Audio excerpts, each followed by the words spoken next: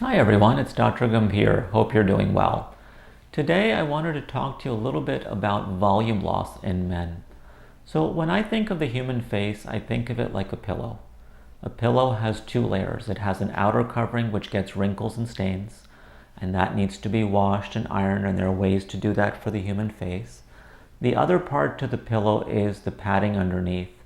As the padding is lost, the overlying wrinkles and folds get deeper, and sometimes the face starts to droop as well.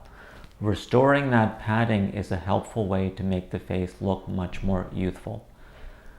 Both men and women see that padding loss, but in different ways. Restoring that padding can be done in two ways. We use products like dermal fillers, Voluma, Velour, Volbella are some popular ones to kind of give us a more instant lift. And we combine that with products like Sculptra, which help to give us more deeper based or structural lifts in the collagen. Oftentimes when talking about volume, I think of the room, for example, that I'm sitting in. Behind the walls are studs. They're like the collagen to the room. Procedures like Dermal and Sculptra help to lift the collagen or keep those studs strong so the walls are nice and straight. Hanging on the walls are paintings. They're like fillers. They give an instantaneous lift to any desired area.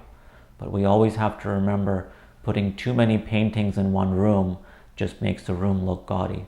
So these procedures need to be deployed in a very elegant way to create the most natural look, not only to my eye, but also more importantly to the eye of the patient.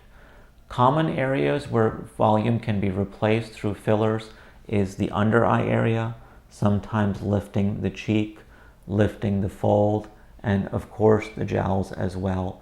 But that helps to create a nice lift and restore the natural position of the cheek. Thanks for listening.